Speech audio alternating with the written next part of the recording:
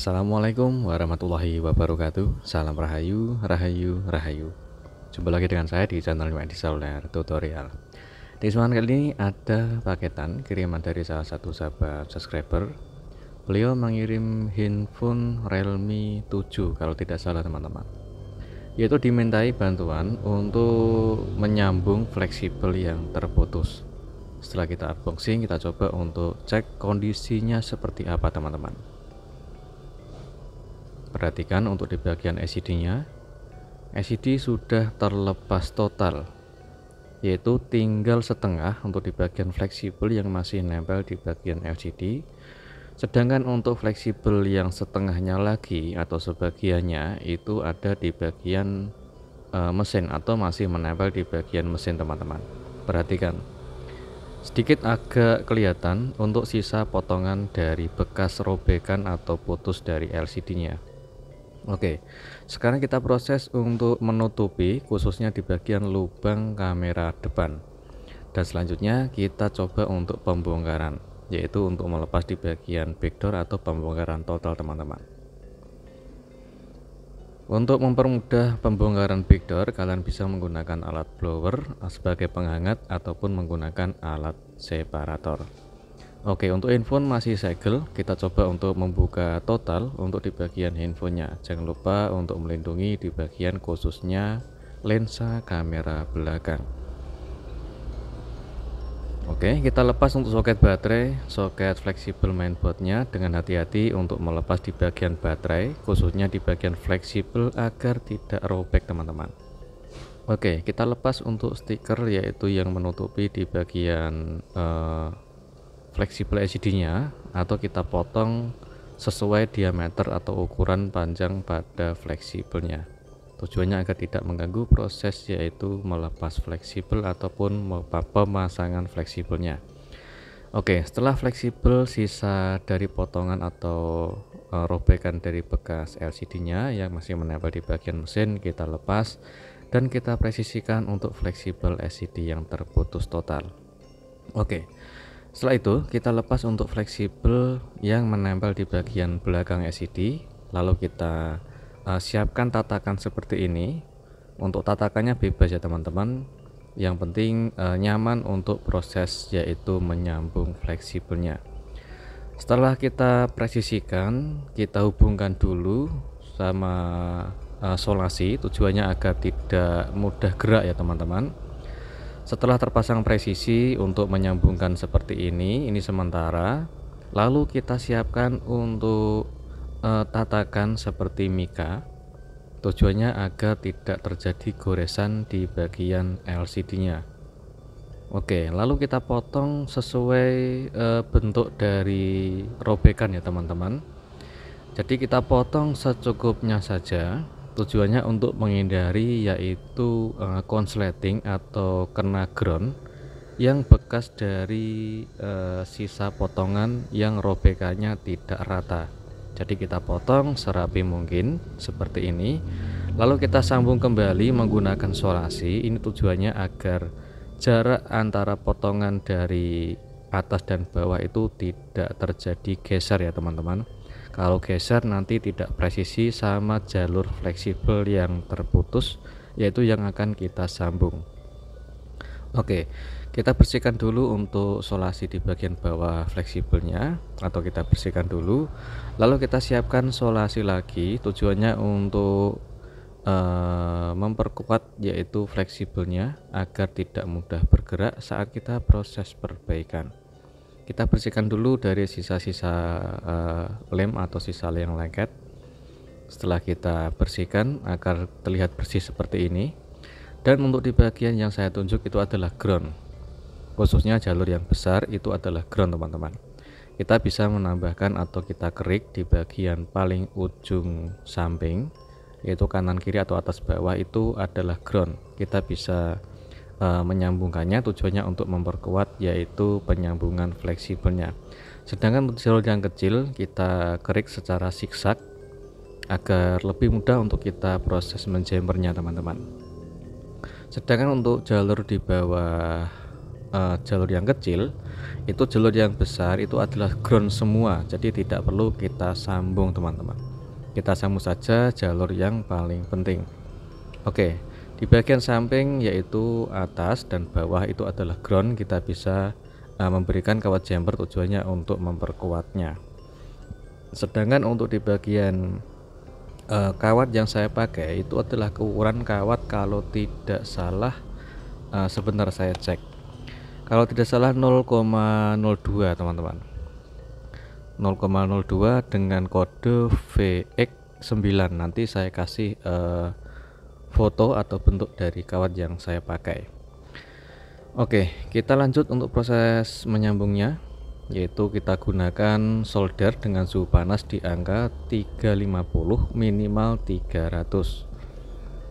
Kalau di bagian kawat yang kita pakai itu ada lapisannya, kita bisa kerik dulu seperti ini, yaitu kita kerik atau kita gesekkan ke ujung mata solder agar bisa terkena timah atau dibolak-balik lapisan pada kawat jumper itu agar terkelupas dan bisa mudah untuk kita sambung atau kita solder teman-teman. Jadi kita kerik atas bawah, tujuannya untuk mempermudah menyambung fleksibel ke bagian kawatnya. Oke, hampir selesai. Ini di bagian sisi bawah dari fleksibel ya teman-teman, karena kita akan menyambung fleksibelnya itu jalurnya bolak-balik. Jadi untuk fleksibelnya jalurnya itu atas dan bawah. Setelah kita selesai menyambung, kita bersihkan dari sisa fluk menggunakan thinner dan kita gunakan untuk lem pelapis PCB, atau ini adalah lem UV teman-teman. Saya akan sertakan gambar untuk alat yang saya pakai. Untuk memberikan lem PCB atau lem pelapis PCB atau bisa disebut lem UV, itu kita gunakan secukupnya saja, jangan terlalu tebal ya teman-teman. Kalau terlalu tebal nanti tidak bisa rapat atau tidak bisa presisi saat kita merakitnya. Kita lanjut untuk melepas solasinya, karena di bagian bawah sudah kita sambung. Kita lanjut untuk di bagian baliknya atau di bagian atas atau fleksibel yang bagian atas itu juga ada banyak jalur. Jadi jalurnya ada dua ya teman-teman, yaitu atas dan bawah. Jadi kita harus menyambungnya semua, karena kalau kita menyambung di bagian sisi bawah saja dan atau sebagian saja, itu layarnya nggak bakal bisa tampil teman-teman. Jadi untuk di bagian atas ini juga kita bersihkan dan juga kita kerik sesuai jalur yang terputus. Di bagian atas itu ada beberapa jalur dan di bawah ini sangat banyak sekali, yaitu khususnya jalur yang paling kecil.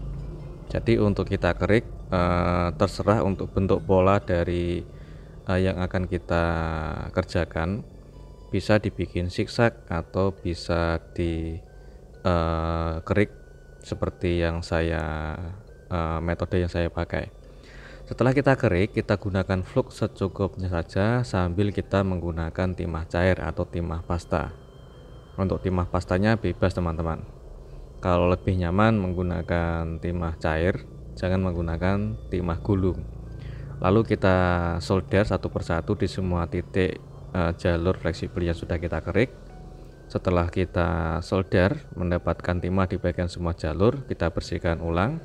Lalu kita berikan ulang menggunakan flux secukupnya saja. Tujuannya untuk mempermudah proses menyambung fleksibelnya menggunakan kawat jumper. Untuk kawat jumpernya sendiri tetap menggunakan ukuran yang sama atau bisa menggunakan ukuran yang lebih kecil lagi. Oke, kita sambung satu persatu, yaitu di bagian yang sudah kita kerik tadi. Seperti biasa, untuk saran saya, jika kita menggunakan kawat jumper yang ada lapisannya, itu bisa kita kerik dulu kawatnya atau kita berikan dulu yaitu timah di bagian ujung solder.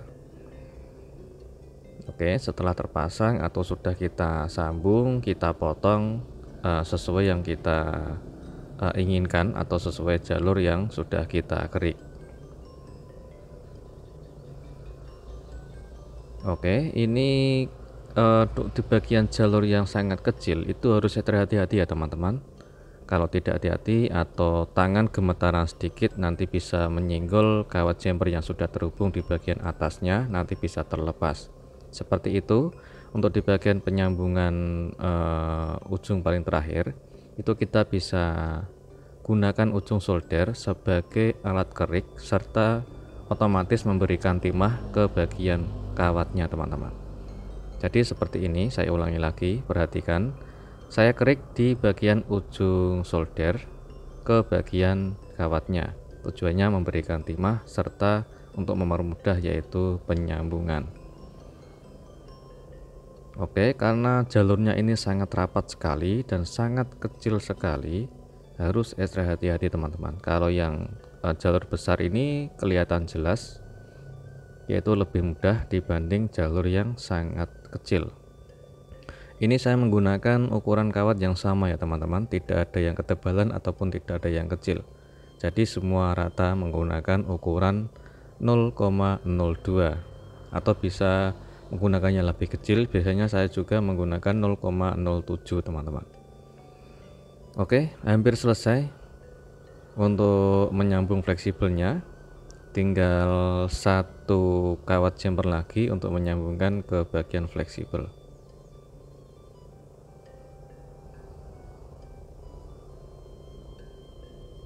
Oke, jika sudah selesai kita bersihkan dari sisa fluknya dan kita ratakan atau kita presisikan di bagian kawat jumper yang agak berserakan biar fleksibelnya atau kawat jumpernya itu lurus teman-teman. Setelah kawat jumper sudah lurus dan presisi, kita gunakan lem pelapis PCB atau lem UV. Untuk menggunakan lemnya secukupnya saja teman-teman, jangan terlalu banyak atau jangan terlalu tebal. Jadi kita lindungi hanya khusus di bagian ujung kawat yang terhubung oleh timah. Oke, jika sudah selesai kita keringkan menggunakan lampu UV. Jika sudah kering, kita tes dulu sebelum kita merakitnya. Oke, kita tes seperti ini. Kita coba untuk pengecekan dulu apakah LCD bisa menyala atau tidak teman-teman. Sebelum kita tekan on off atau sebelum kita nyalakan infonya, kita bisa pengecekan dulu menggunakan charger. Alhamdulillah gambarnya sudah tampil, keluar tanda petir dan pengisian daya baterai sudah kelihatan. Coba kita sambil menyalakan infonya teman-teman. Alhamdulillah handphone sudah bisa menyala atau LCD-nya sudah bisa tampil kembali. Ini LCD masih original tanpa mengganti LCD yang KW. Jika kita mengerjakan dengan hati-hati, insya Allah dengan satu kali kerja bisa berhasil dengan maksimal. Oke, kita tes untuk fungsi dari LCD ini.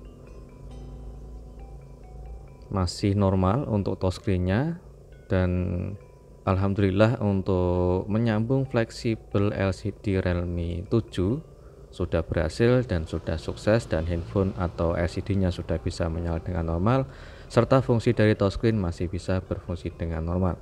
Jadi tidak perlu mengganti LCD. Kalaupun misalkan LCD ini mungkin bekas jatuh dan putus dan setelah nyala itu LCD-nya ternyata cacat, ya terpaksa mengganti LCD ya teman-teman. Kalau kita berusaha untuk memperbaiki, ya kita perbaiki dulu. Apabila menyala dengan normal ya syukur alhamdulillah, tapi kalau sudah menyala ternyata ada tompel, garis ataupun cacat seperti LCD, ya harus mengganti LCD ya teman-teman, karena kita hanya berusaha untuk memperbaikinya. Oke, kita lanjut untuk membersihkan dari sisa-sisa fluk yang lengket di bagian fleksibel maupun di bagian lapisan belakang LCD atau plat belakang LCD teman-teman.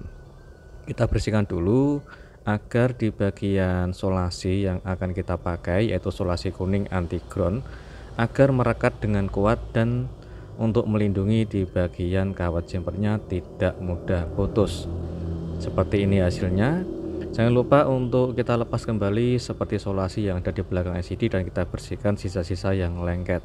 Sudah selesai untuk menyambung fleksibelnya dan semoga bermanfaat. Assalamualaikum warahmatullahi wabarakatuh. Salam rahayu, rahayu, rahayu.